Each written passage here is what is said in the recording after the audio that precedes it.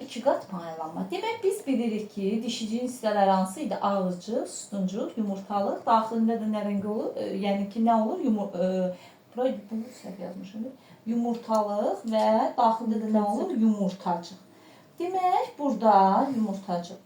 İndi bizdə bu dişicinin ağızcığı belə maye kimi də girintili, çıxıntılı olur. Bir də xüsusi maye ifraz olunur ki, o tozcuq gəlib düşür bura, tozcuq dənəsi. Bayaq var idi, tozcuq dənəmiz. Daxilində də iki nüvəsi var idi. Nə idi? Vegetativ nüvə, generativ nüvə. İndi bax, bura diqqətlə baxırıq. O tozcuq dənəsi gəlib bura düşəndə yapışqan onu elə bir yapışır və səthi də girintili, çıxıntılı olduğu üçün özündə saxlayır. Elə bir ki, ağızcığa yapışır o tozcuq dənəsi. Və tozcuq dənəsi, bax məsələn, gəldi düşdü tozcuq dənəsi bura. Daxilində nə var idi? Vegetativ nüvə, bir də generativ nüvə. Demək, bu tozcuq dənəsi bura yapışdı. Sonra tozcuq dənəsi irəliyə doğru gəlir, sütuncuğa doğru. Gələndə vegetativ nüvədən əmələ gəlir tozcuq borusu. Bax, təxminən bax bu hissələrdə. Vegetativ nüvədən nə yaranır? Tozcuğun borusu. Tozcuq borusu yaranır. Sonra tozcuq borusu. Generativ nüvə isə bu tozcuq dənəsi ki irəliləyirdi, vegetativdən yarandı tozcuq borusu. Generativ nüvədən isə 2 dənə nə yaranacaq? Sperm. Aydındır. O 2 dənə sperm artıq nə olacaq? Boru ilə nə olacaq? Gələcək yumurtacığın daxilinə. Aydın oldu. Və biz bayaqlarım dedik. Demək, tozcuq borusu ilə də 2 dənə nə gələcək? Sperm gələcək. İndi bu yumurtacığın daxilində nə var idi bizim? Bir mərkəzi hüceyrəmiz var idi. Bir dənə yumurta hüceyrə. Mərkəzi hüceyrəmiz 2 xromosom yığınlı. Bir də o məhv olanları çəkməyəcəm də. Bir dənə iri nə var idi? Burada yumurta hüceyrəmiz var idi. Yumurta hüceyrəndə xromosom yığımı nə idi? Haploid, N idi. İndi burada bu tozcuq borusu irəliləyirdi və özü ilə bir yerdə nə gəlirdi yumurtacığa doğru? Spermlər.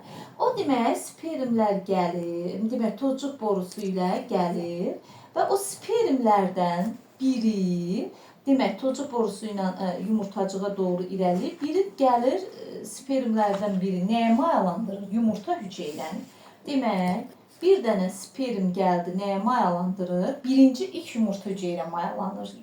Yumurta hüceyrəni mayalandırır. Digər sperm də gəlir, tozcuq borusu ilə nəyə mayalandırır? Mərkəzi hüceyrəni mayalandırır. İndi biz onu yazırıq.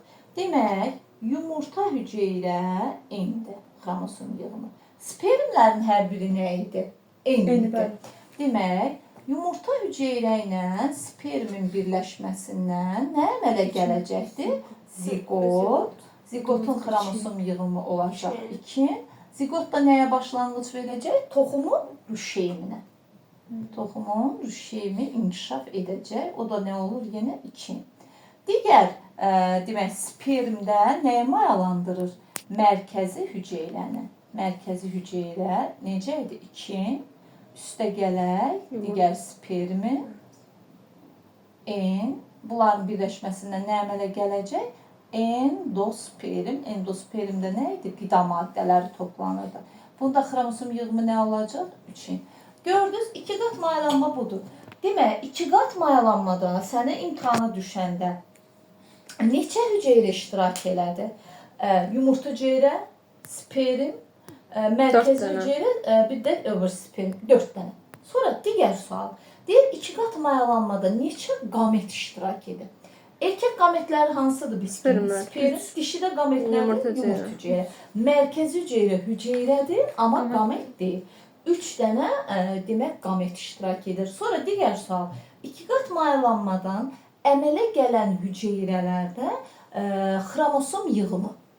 2 dənə hüceyrəmiz yaranmadı. Zigot, bir dənə yarandı. Endosperm. İkisinin xromosom yığımı 5-dir. Aydındır.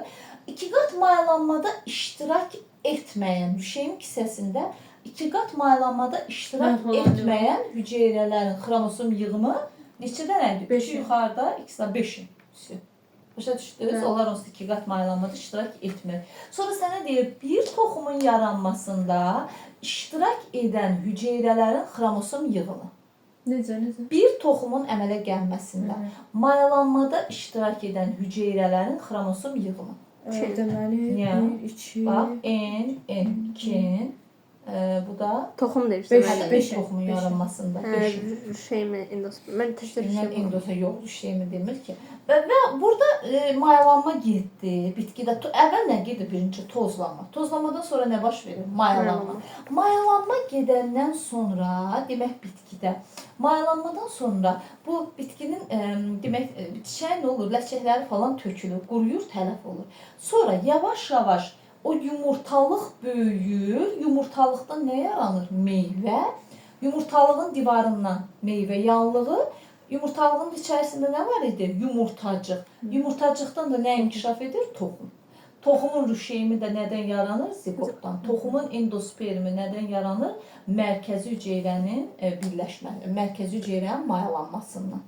Aydındır. Bunu da ilk dəfə olaraq çiçəkli bitkilərdə 2 qat mayalanmanı Navaşin adında alim ilk dəfə, Navaşin ilk dəfə o müəyyən etmişdi. Belə kəşf etmişdi. Belə.